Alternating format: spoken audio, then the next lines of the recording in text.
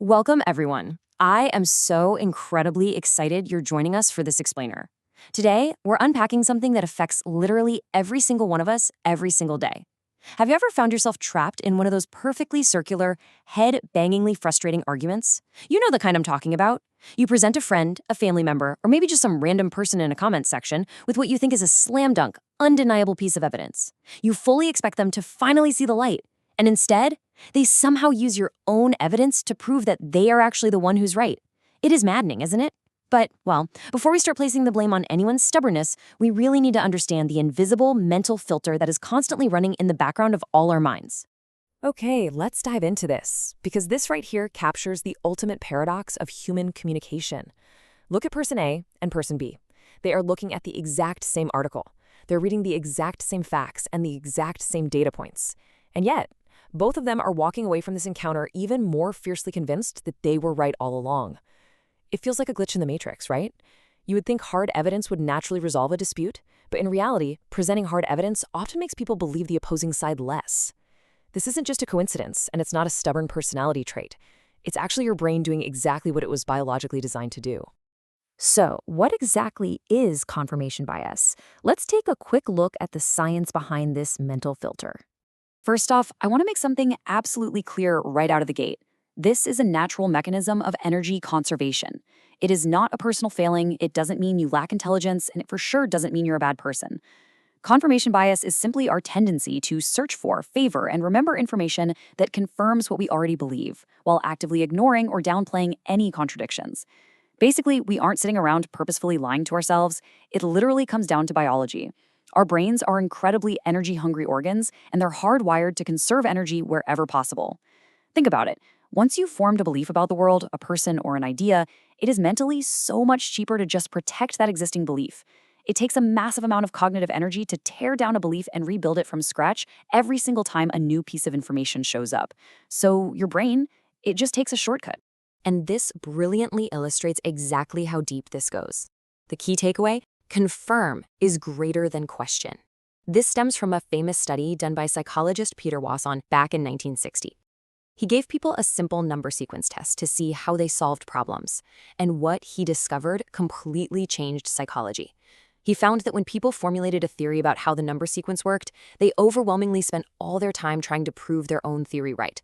Almost no one actually tried to test their theory by trying to prove it wrong. We are practically built from the ground up to confirm our own hypotheses rather than question them. Let's look at your brain in action with some everyday examples of the filter. Let's bring this out of the 1960s laboratory and right into your living room. How does this actually look in your everyday life? I'm going to run through some rapid-fire examples here, and I want you to be totally honest with yourself and see if you recognize your own brain in action. First up, your phone.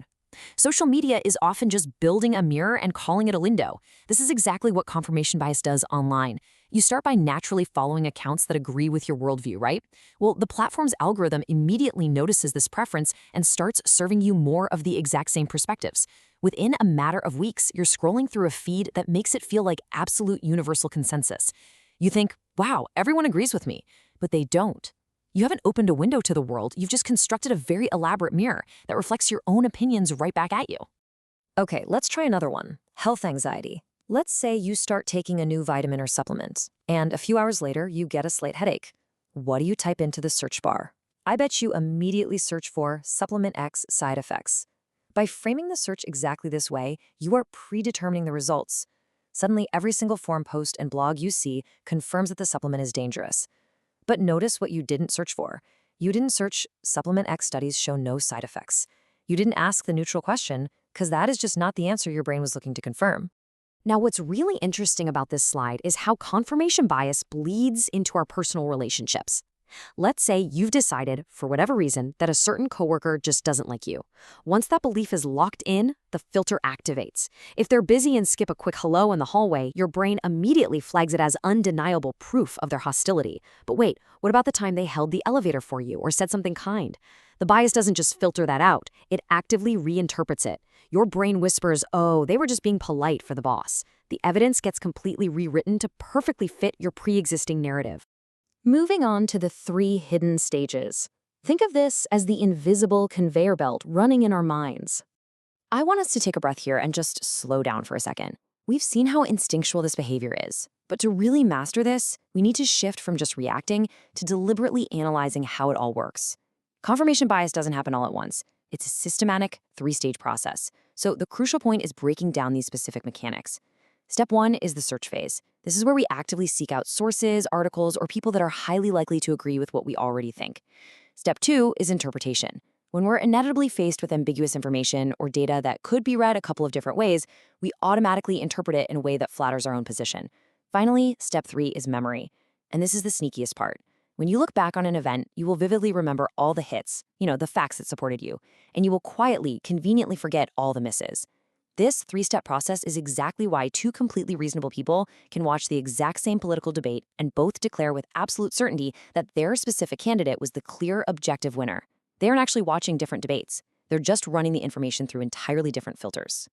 Let's talk about the real-world stakes and what happens when the filter has actual consequences. Now, it's really easy to look at this and think, oh, it's just a quirky psychological phenomenon that makes social media a bit annoying. But the stakes are significantly higher than trivial online squabbles. When this filter operates unchecked, it scales up, and the consequences can impact some of the most high-stakes, critical professional environments in our society. Even highly trained experts fall victim to this because it's a fundamental human mechanism. Doctors, for instance, can sometimes anchor on their very first initial diagnosis. Once that belief is set, they might unconsciously miss or dismiss contradicting symptoms that point to a totally different illness.